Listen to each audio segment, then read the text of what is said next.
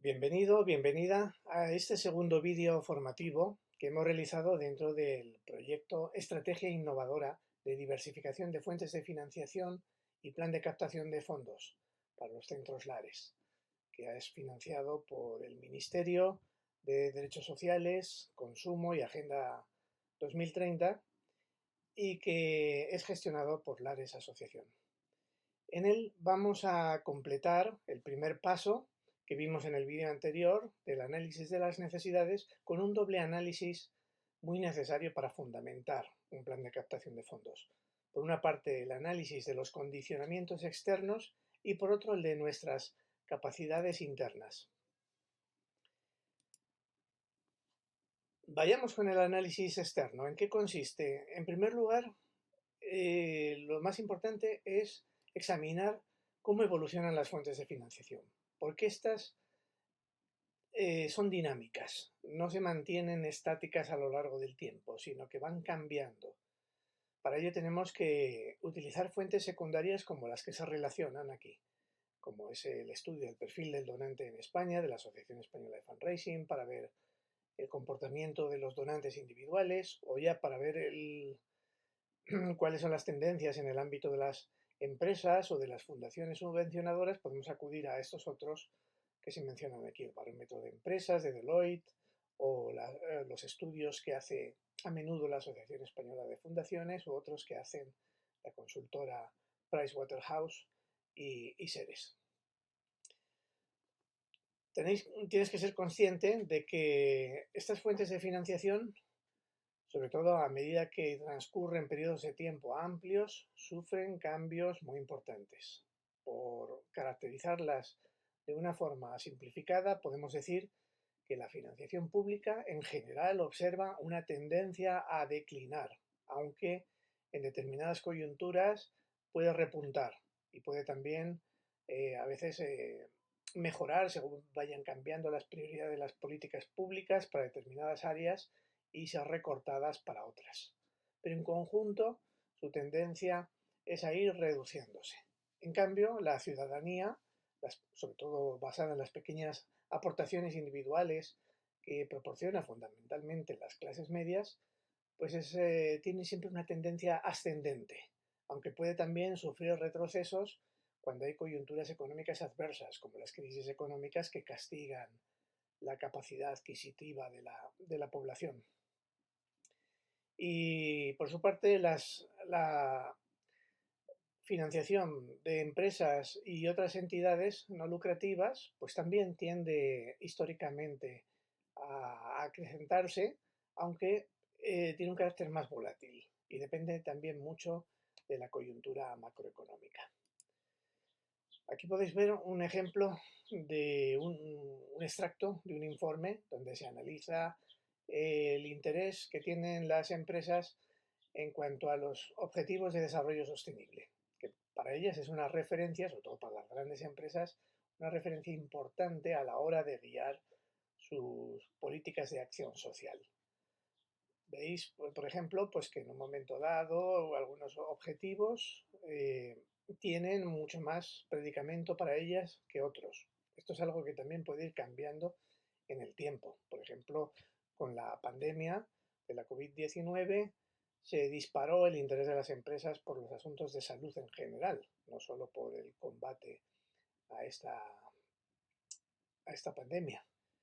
Y en cambio se ha observado pues una disminución en los últimos tiempos del interés por la cooperación al desarrollo. Por eso hay que estar atento a estas tendencias en los intereses de instituciones y de la ciudadanía para ver si nuestra causa puede encajar o no con esas tendencias del momento y puede por tanto seguir una corriente más favorable o tiene que trabajar un poco contracorriente.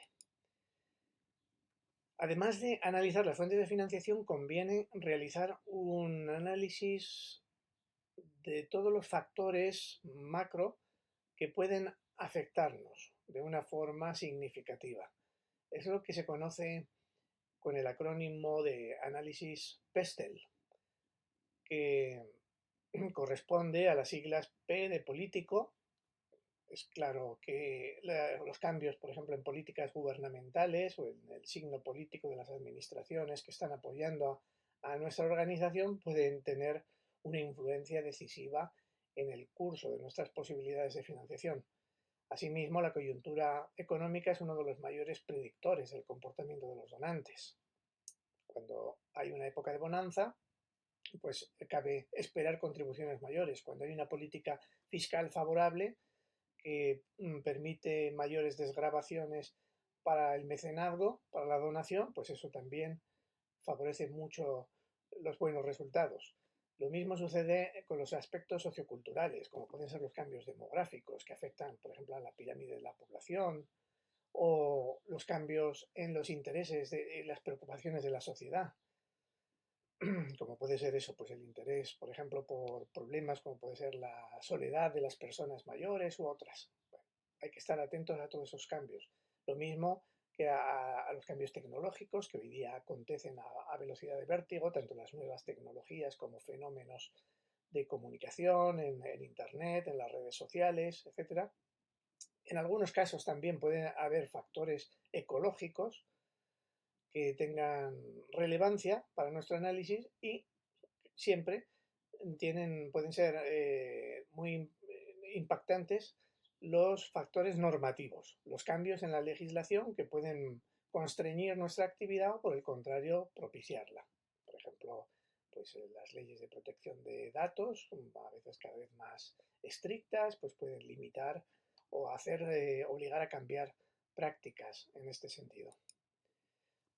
Con este análisis lo que tenemos que hacer es reflejar en una tabla como esta cuál es el acontecimiento o tendencia que nos parece que puede tener un impacto positivo, señalar cuál puede ser ese impacto y si es un impacto positivo, razonar cómo se puede aprovechar.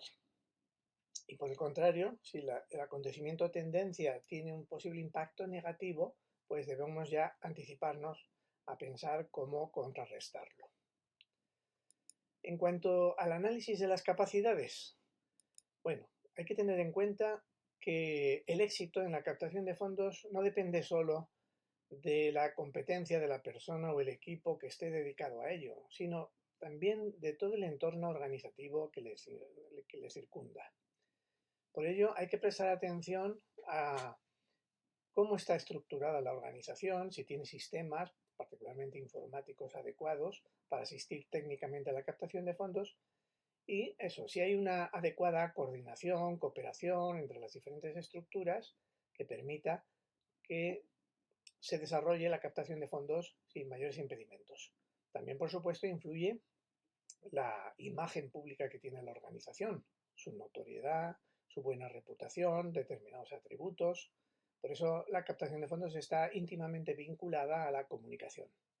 Por supuesto, es una cuestión de personas adecuadas que se dediquen de forma significativa dentro de su jornada laboral a esta tarea y en la medida de lo posible que estén especializadas en ella. Es una cuestión también de liderazgo y de cultura, de que la captación de fondos sea impulsada por la alta dirección y que se desenvuelva en una cultura que le sea propicia. Por ejemplo, que los filtros éticos, que a menudo debe tener toda organización, sean razonables y no maniaten a la organización con limitaciones excesivas y irrazonables. Y por supuesto se necesita dinero.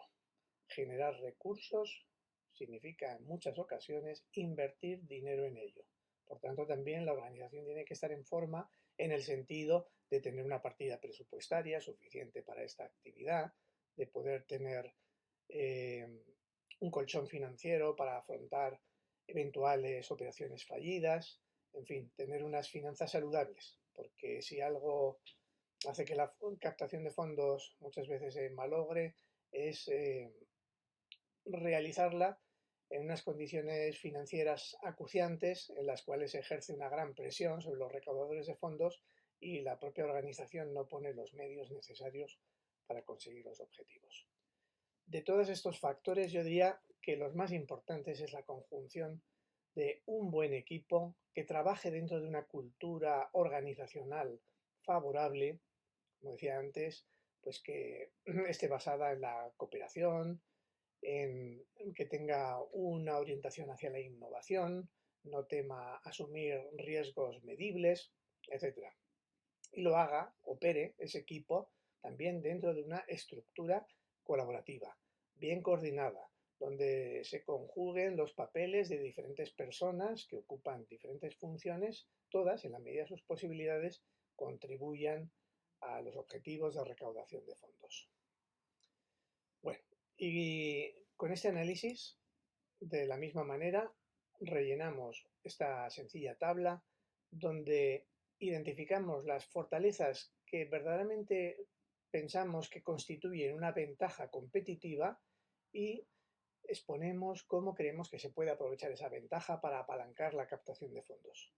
Y de la misma manera también reparamos en las limitaciones que pueden lastrar la captación de fondos de forma significativa y pensamos en cómo se pueden superar esas debilidades. Con estos elementos concluimos toda la parte de diagnóstico de la situación que nos va a permitir a continuación, y veremos en el siguiente vídeo, nos ayudará a formular líneas de actuación y objetivos bien fundamentados.